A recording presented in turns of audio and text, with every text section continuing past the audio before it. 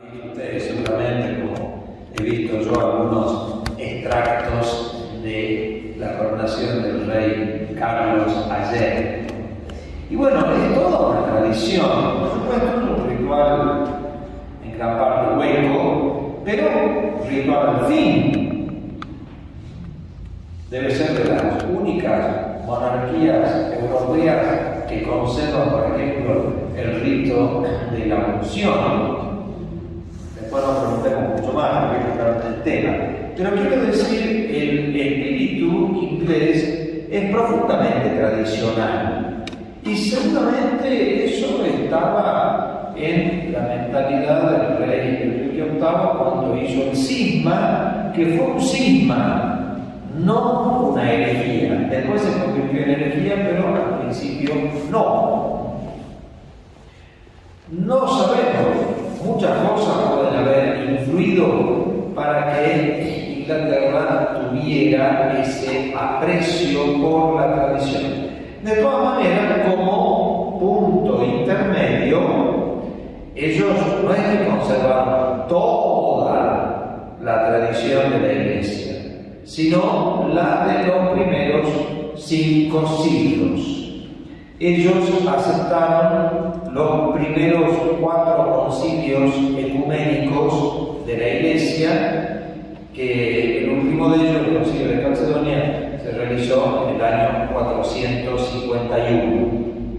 Y por lo tanto también hay un aprecio a todos los sucesores de los apóstoles que son los padres de la Iglesia. Yo por eso a esta charla le he puesto ese título: Newman y la tradición, los padres de la Iglesia. De todas maneras, a medida que se fue desarrollando esta ruptura de Inglaterra con la Iglesia Católica, fueron apareciendo en ellos también distintas posturas. No crean que todos ellos eran amantes de la tradición. Algunos tuvieron una actitud más de tipo protestante, y es el anglicanismo que se le llama evangelista. Incluso en la época de Newman fueron naciendo algunas sectas más profundamente protestantes, sobre todo calvinistas, porque el protestantismo que incluso en Inglaterra fue de corte calvinista, quizás por su cercanía con los Países Bajos, en fin, por distintas cuestiones históricas, también por la decisión de la reina Isabel I, el protestantismo que más influye en Inglaterra es el de corte calvinista, que es marcadamente evangélico y marcadamente antitradicional. Para los que han venido a los cursos de Newman años pasados, recordarán que hemos insistido siempre en este punto de que Newman comenzó con este cristianismo evangelista, porque la madre de Newman, que era de origen francés, tenía esa religión marcadamente calvinista evangelista, y como el padre de Newman no era muy religioso, la que les transmitió la religión a su hijo fue la madre, con esa orientación. Y por eso Newman pasó todos los años de su niñez y de su adolescencia en esa corriente que, si ustedes me preguntan qué características tenía, les podría decir, en primer lugar, un biblicismo muy marcado. Es lo que Newman llamó después la religión del libro, como algo propio y específico de esta corriente espiritual. Un biblicismo muy marcado. Después un sentimentalismo emocional también muy marcado.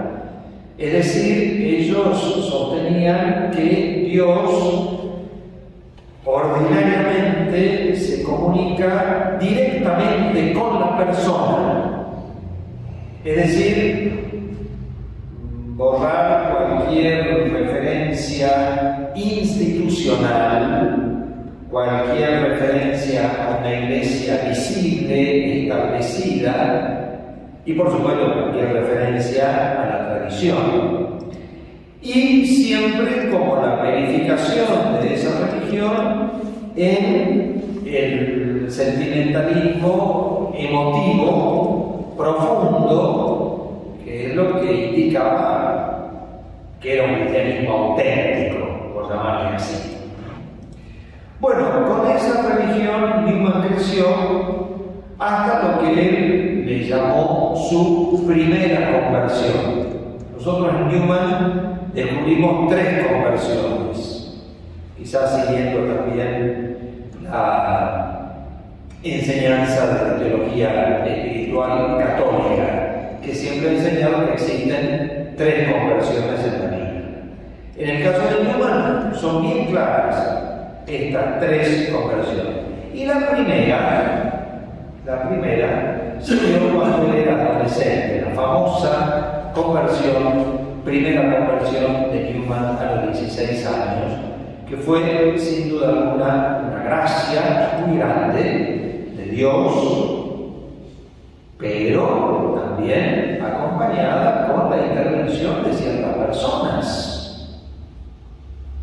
¿Ven cómo aparece el tema de la iglesia? Y ya empiezan a aparecer las personas que nos acompañan a nosotros en este camino hacia Dios, que es un poco el tema de la tradición. No estamos solos. Y eso Newman lo descubrió a los 16 años. No voy a contar toda la historia, pero en primer lugar, por la gracia de Dios, eso no lo ponemos en duda. Fue una gracia de Dios. Pero esa gracia le llegó a él a través de la acción de ciertas personas que le acercaron a él ciertos textos, que le acercaron a él ciertos libros. Miremos la importancia que eso tiene, ¿no?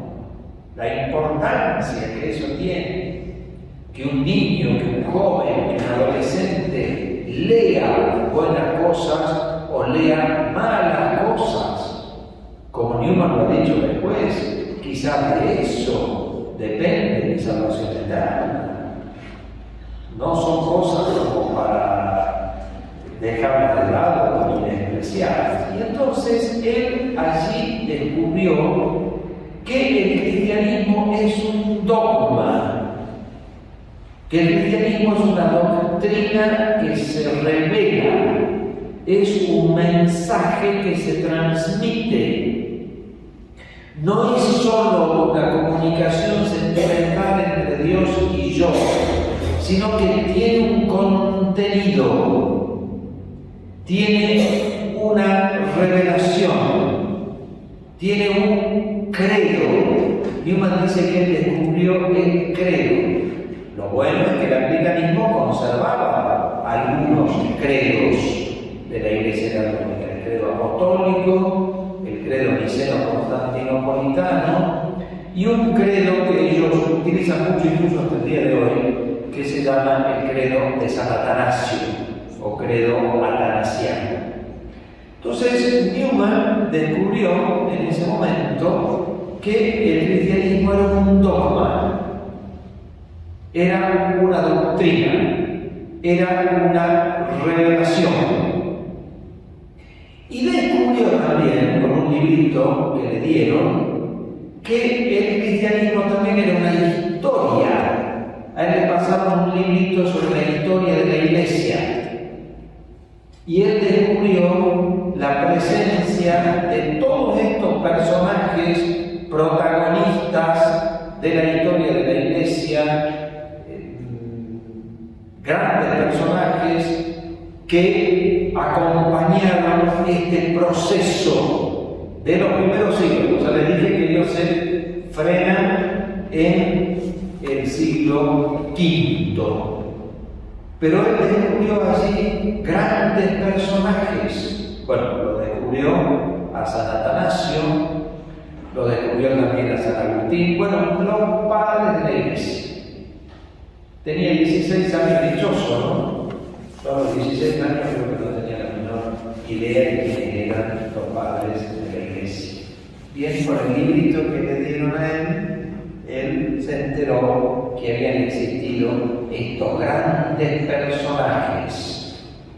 Lo digo rápidamente por si alguno no tiene claro en su mente el concepto de padre de la iglesia.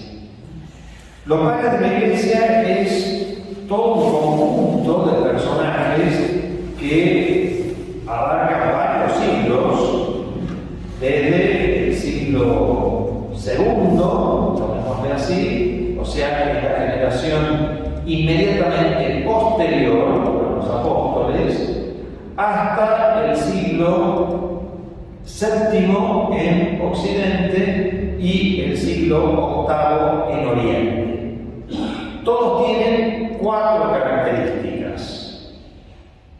En base a esas características se los ubica en este grupo que son los padres de la iglesia. En primer lugar, su ortodoxia, es decir, de doctrina correcta, sin error. En segundo lugar, la antigüedad, es decir, que estén en este periodo de la historia de la iglesia.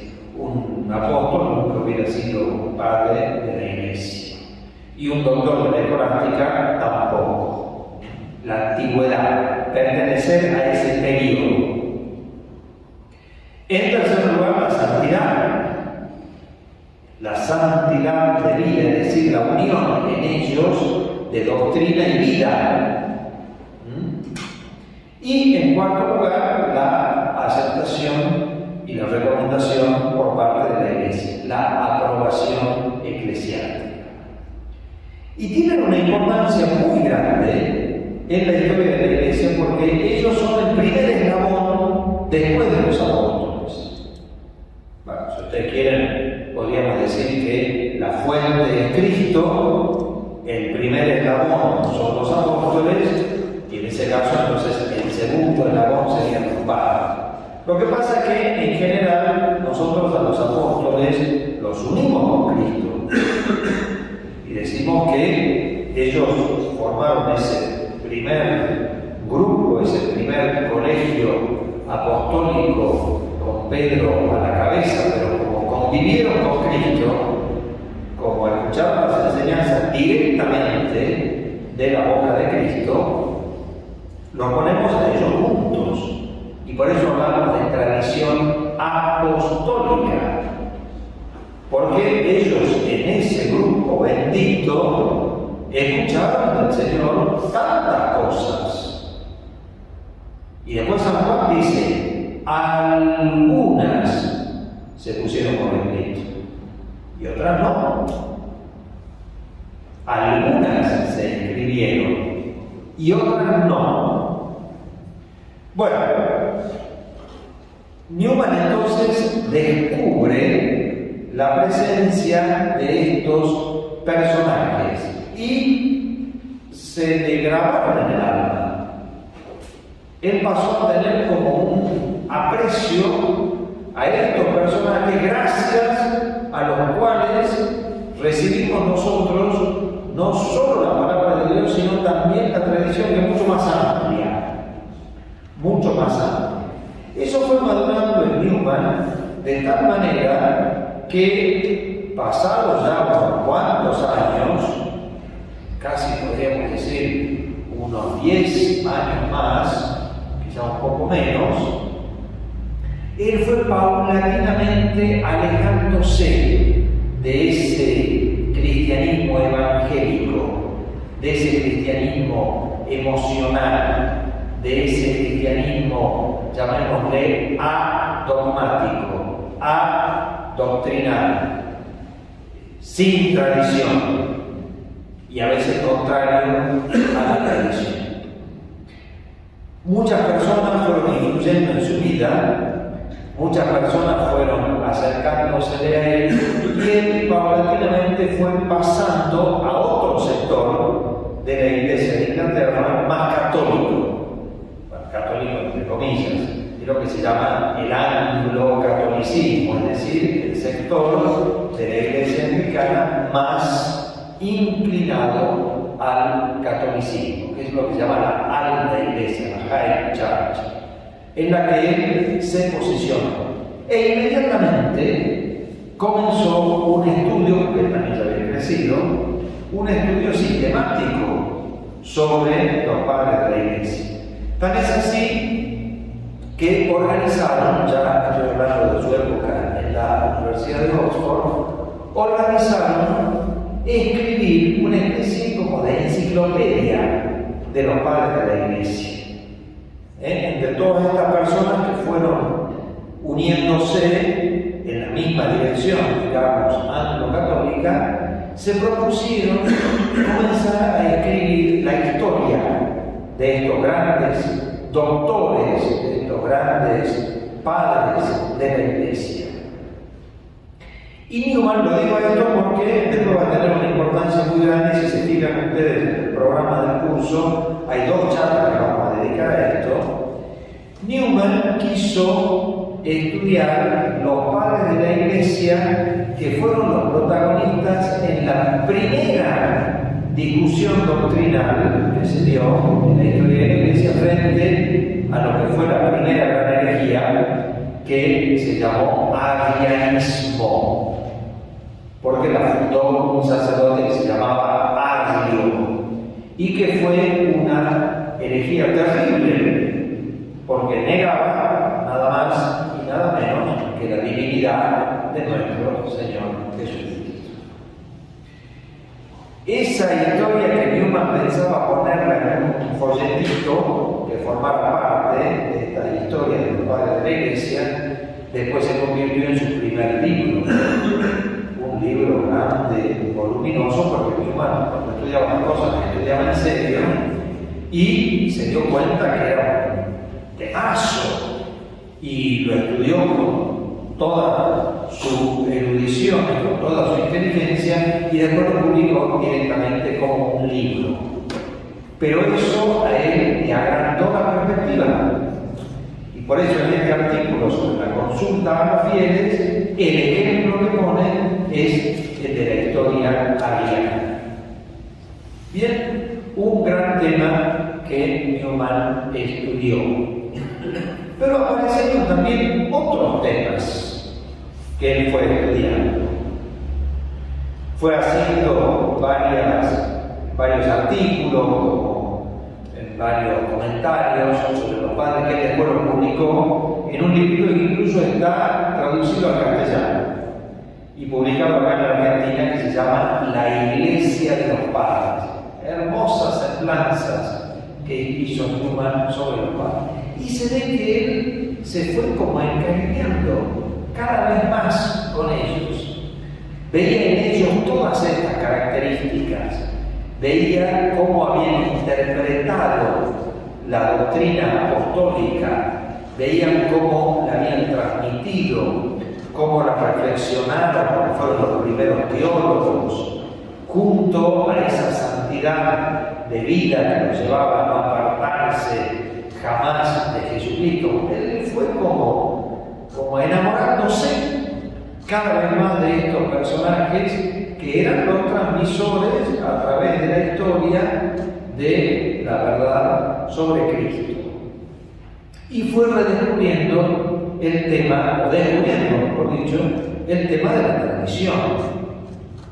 Tan es así que, pasado un tiempo, él escribió un pequeño tratadito sobre la tradición apostólica, muy importante, porque él ahí ya se posicionó frente a la crítica protestante y dice cosas muy importantes allí.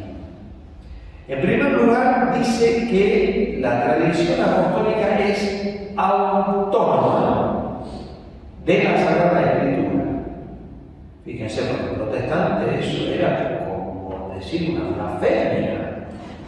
Porque recuerden ustedes el principio protestante: sola Escritura, solo la Escritura, solo la Biblia. Entonces yo al lado de la Biblia no puedo poner nada. porque solo la Biblia es palabra de Dios. Newman dice, no es así. Cuando decimos Biblia, nos referimos sobre todo al Nuevo Testamento, ¿no? O sea, hablando de Cristo. Él dijo, no, porque primero es la tradición. Primero fue la tradición, no, Señor Jesucristo no escribió nada. Primero es una verdad que se transmite y que se les recomienda a los apóstoles que la conserven y la transmitan. Está el concepto de tradición, ¿no? Transmisión. Y una vez que surgen los escritos bíblicos del Nuevo Testamento, que son posteriores y que recogen parte de esa tradición apostólica, nosotros podemos ir a la Sagrada Escritura a confirmar que esas doctrinas que hemos recibido oralmente de parte de los apóstoles son ciertas. Porque están también en la Sagrada Escritura. Pero la Sagrada Escritura tiene otra finalidad. La tradición tiene una finalidad y la Sagrada Escritura tiene otra finalidad. Esta es una gran enseñanza de Newman. Una gran enseñanza. Que si los protestantes la recibieran y los anglicanos la recibieran, se convertirían y se acabaría esta gran división que tenemos con ellos. ¿Por qué? Dice, ¿dónde está la diferencia? La tradición, como estamos diciendo, es eminentemente doctrinal. La tradición tiene una finalidad doctrinal: transmitirnos a nosotros las doctrinas que nuestro Señor Jesucristo ha revelado y transmitirlas explicándolas, organizándolas, creando un cuerpo doctrinal, defendiendo también esa doctrina de todos los errores. En cambio, la Sagrada Escritura no tiene, dice Newman, una finalidad doctrinal. Yo se lo dije una vez al protestante casi, ¿cómo? Me dice, no. La Sagrada Escritura tiene una finalidad religiosa. Dice Newman que los textos de la Sagrada Escritura están escritos para nuestra conversión, para mover en nosotros nuestros afectos religiosos hacia Dios, hacia Cristo. O sea, la Sagrada Escritura tiene una finalidad eminentemente religiosa. Nosotros lo vivimos así. Yo voy a misa, el sacerdote comenta el Evangelio y yo no quiero que dé una clase de doctrina. Quiero que me mueva a la conversión, a acercarme más a Cristo. Voy a un retiro espiritual. Usamos la Sagrada Escritura. El sacerdote comenta los textos del Nuevo Testamento, el Evangelio, las cartas apostólicas. Yo no quiero escuchar del sacerdote en un retiro espiritual una clase doctrinal.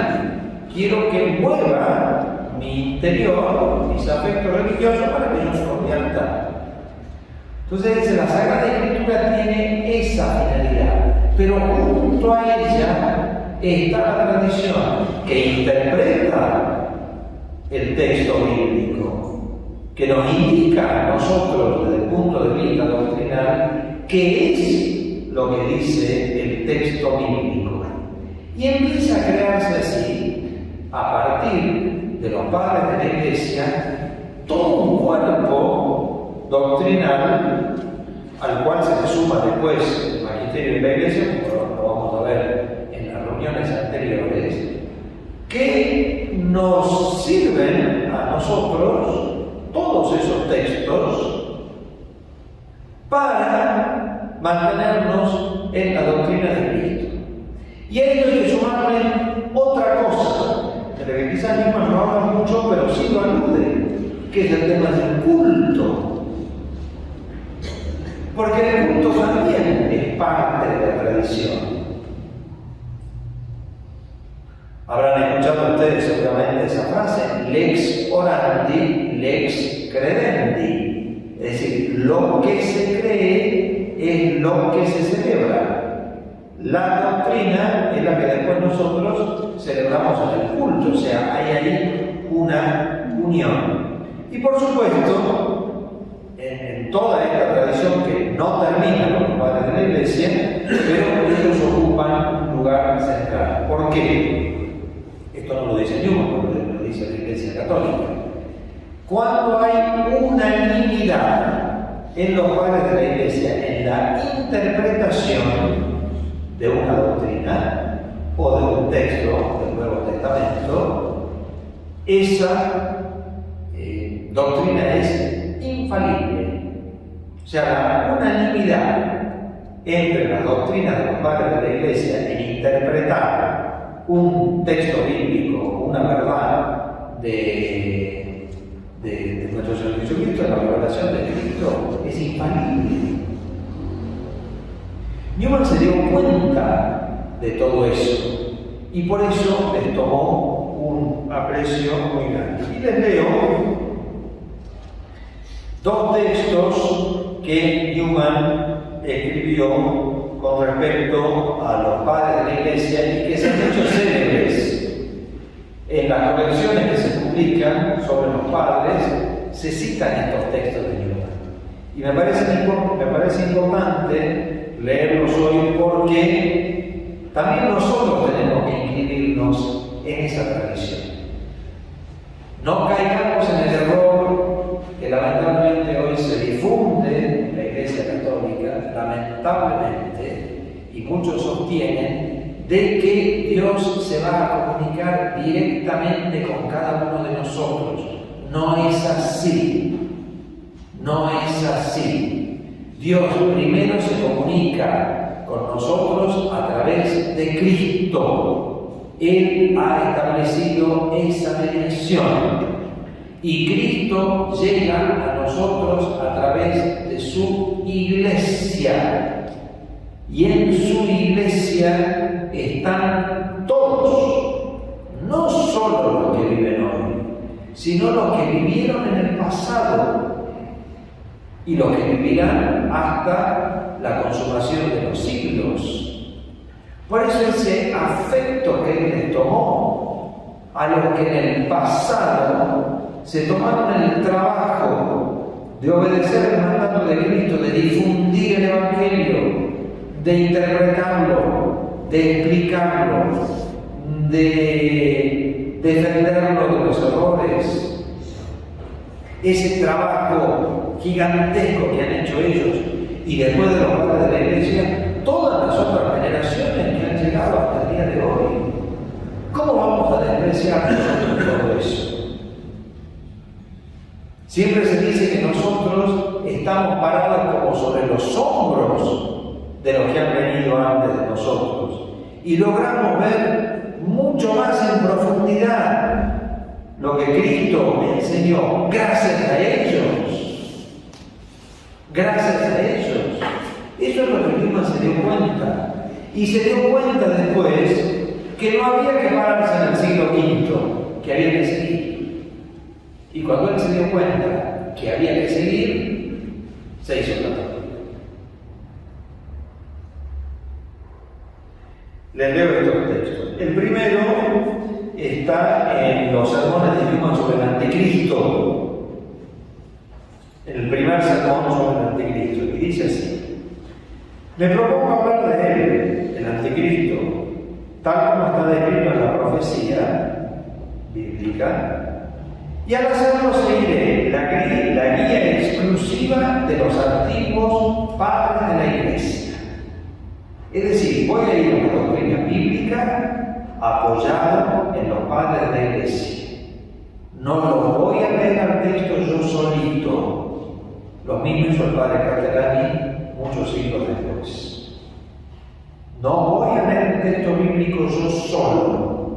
Lo voy a leer parándome sobre los hombros de los que ya lo leyeron, de los que ya lo interpretaron, y lo interpretaron a la luz de lo que los apóstoles enseñaron, porque ellos no se escuchaban. Y escuchaban, por ejemplo, en este caso, lo que ellos habían dicho sobre el anticristo. Y ahora explica por qué. Sigo a los padres antiguos, no por pensar que sobre este tema tengan el peso que poseen en caso de doctrinas o preceptos. Cuando hablan de doctrinas, hablan de ellas como universalmente aceptadas. Son testigos del hecho de que esas doctrinas han sido recibidas, no aquí o allá, sino en todo lugar. Recibimos esas doctrinas que ellos enseñaban de este modo, no meramente porque las enseñaban, sino porque daban testimonio de que en su tiempo todos los cristianos las sostenían en todas partes, es decir, la doctrina apostólica que ya se había difundido. Los tomamos como informantes honestos, pero no como una autoridad suficiente por sí misma, aunque son una autoridad también. Si fueran a establecer estas mismas doctrinas, pero diciendo, estas son nuestras opiniones, las hemos deducido de la Escritura y son verdaderos, podríamos muy bien dudar acerca de recibirlas de sus manos. Podríamos afirmar con parcialidad que tenemos tanto derecho como ellos a deducir de la Escritura, que esas deducciones de la Escritura son meras opiniones. Que si nuestras deducciones estuvieran de acuerdo con la de ellos, sería una feliz coincidencia que incrementaría nuestra confianza en ellos, pero que si no fuera así, no quedaría más remedio que seguir nuestra propia luz. Eso es lo que Clima está negando. O sea, no lo seguimos a ellos porque es una linda opinión.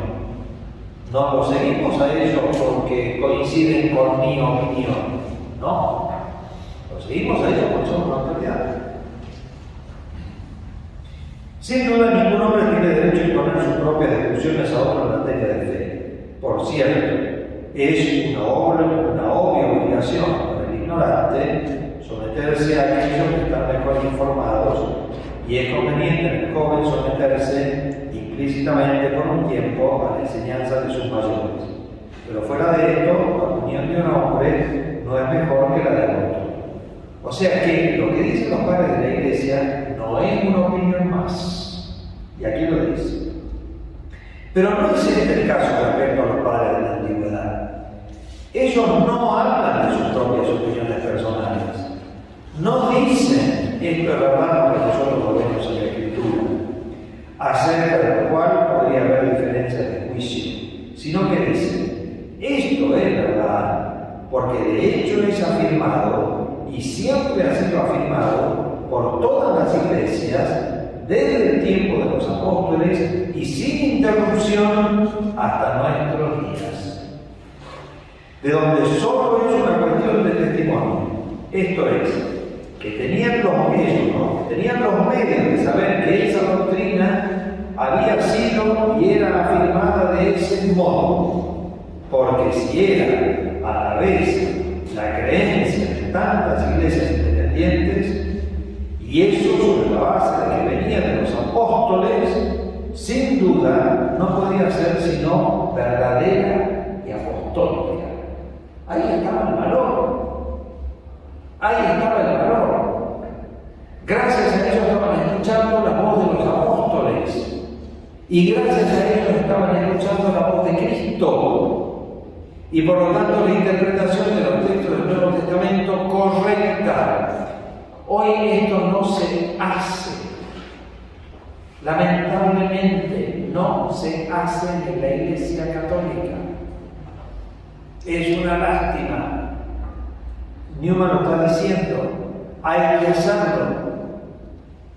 No vayamos nosotros ni a leer los textos bíblicos ni a pensar que el Señor va a independizarse de su iglesia, es su cuerpo. Y en ese cuerpo hay una tradición que llega a nosotros hasta el día de hoy. Y miren este otro texto. Qué hermoso. Dice, en cuanto a mí, no me avergüenzo de basarme en los padres, La historia de su época no es aún un viejo almanaque para mí. Por supuesto, mantengo el valor y la autoridad de la escolástica, que es la que vino después, como uno de los lugares teológicos.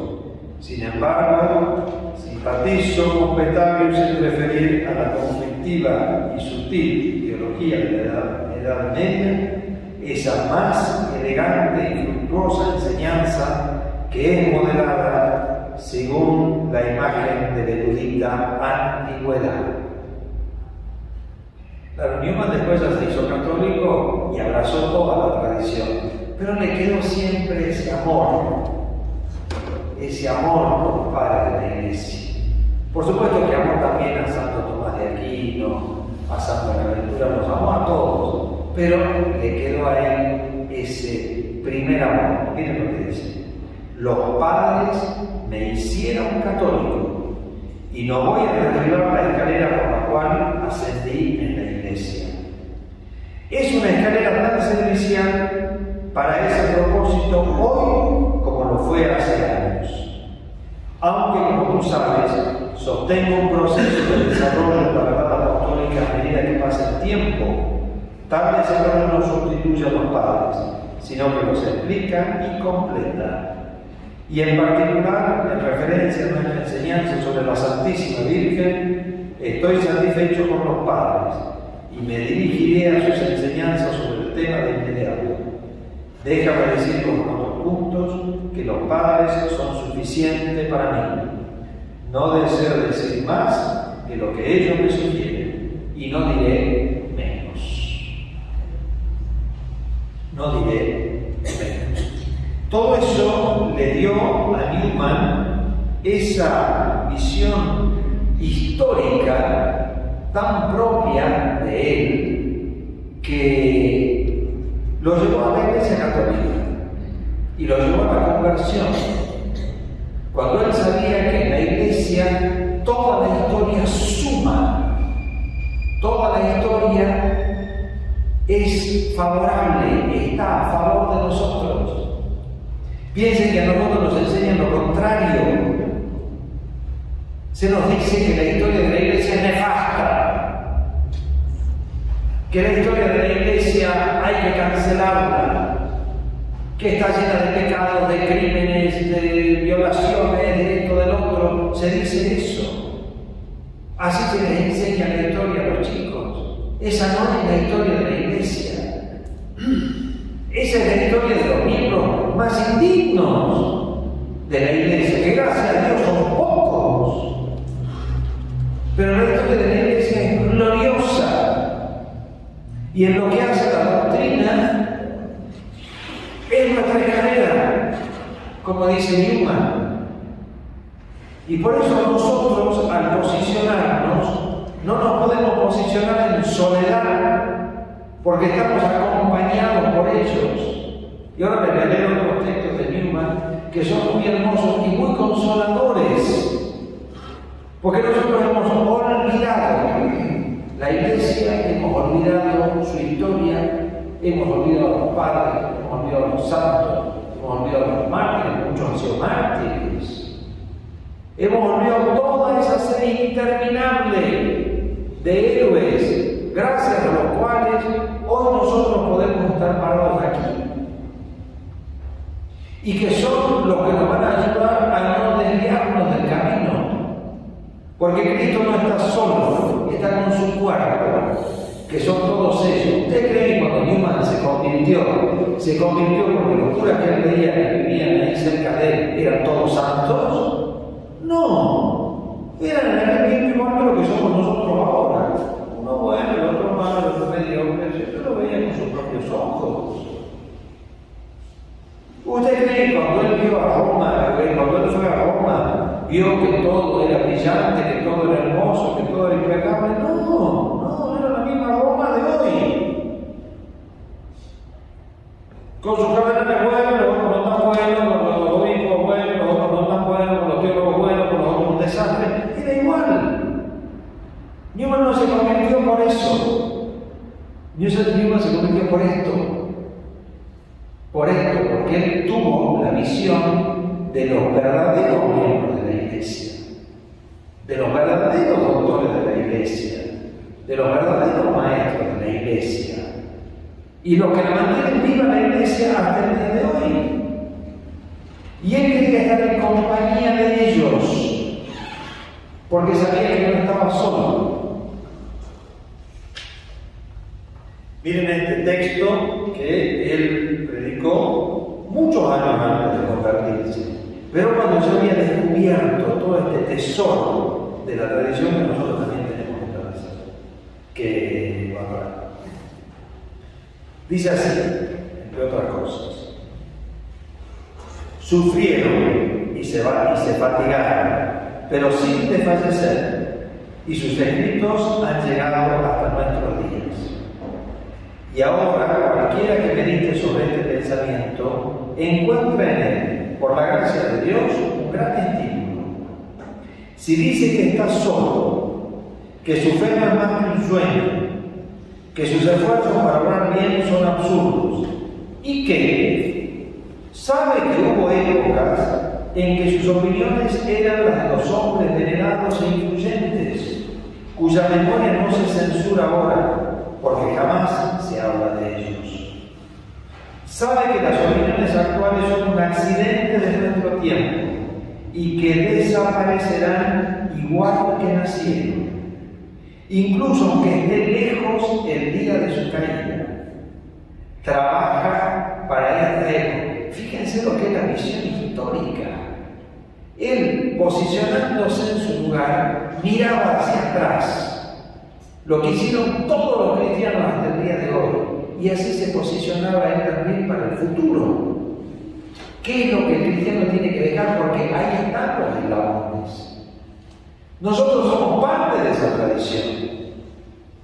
No solamente la recibimos, sino que la tenemos que transmitir. De padres a hijos, de amigos a amigos, de conocidos a conocidos, de cristiano a cristiano, una tradición que tiene que transmitirse. Entonces, Newman decía: no te desanimes, no pienses que tu tarea es imposible, porque ya hubo antes que vos otros que tuvieron que hacer lo mismo en circunstancias quizás peores que las tuyas, y lo hicieron. Fíjense qué frase hermosa esa que dice: sabe que las opiniones actuales que nosotros como que experimentamos que no aplastan, ¿qué vamos a hacer con todas las energías de hoy? Dice: sabe que son un accidente de nuestro tiempo y que desaparecerán igual que nacieron, porque lo único que permanece es Cristo. Incluso aunque esté lejos el día de su caída, van a caer, no sabemos cuándo. Trabaja para esa época. Y bueno, pero por ahí estas ideas van a caer dentro de 1000 años. Trabaja para esa época, porque los apóstoles trabajaron para la tuya hace 2000 años. Trabajaron pensando en vos, que ibas a venir 2000 años después.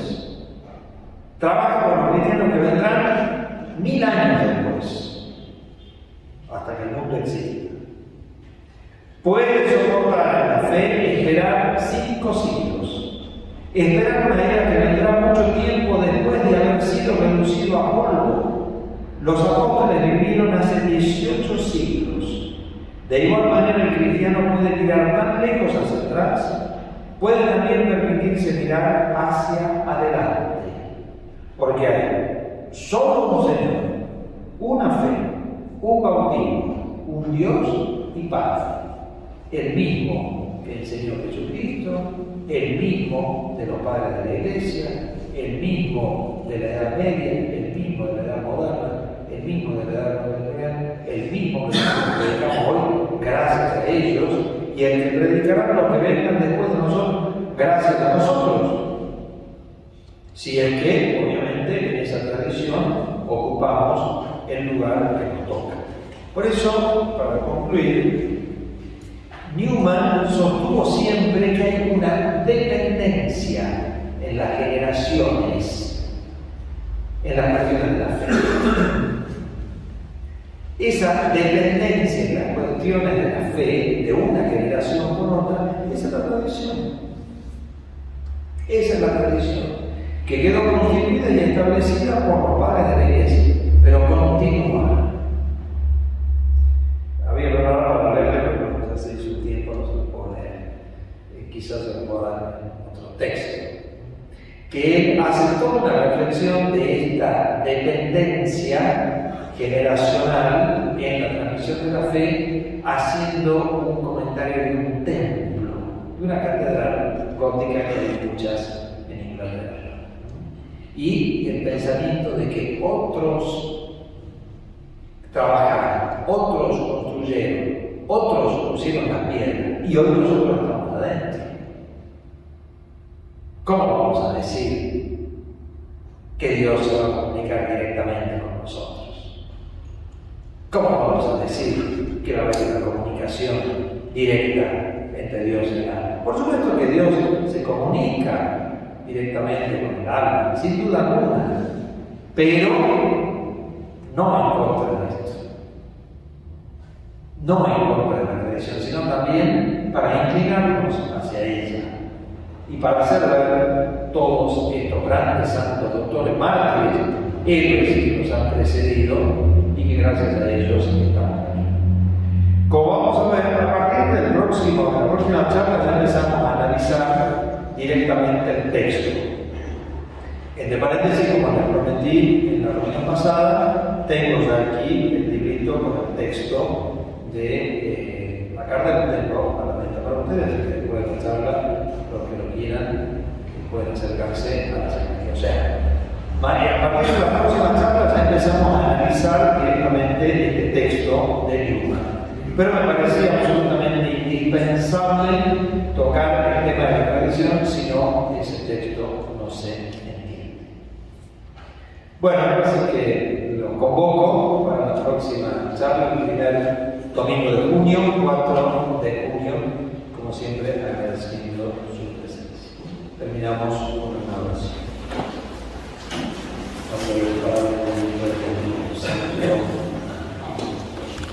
Te damos gracias, omnipotente Dios, por todos los beneficios que constantemente nos otorgas, por Jesucristo nuestro Señor.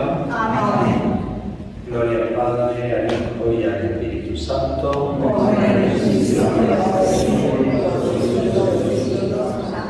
Ave María Purísima, San José, ruega por nosotros. San Felipe Neri, ruega por nosotros. Santo Cardenal Newman, ruega por nosotros. Y no olviden dar el presente a ver cuando salga.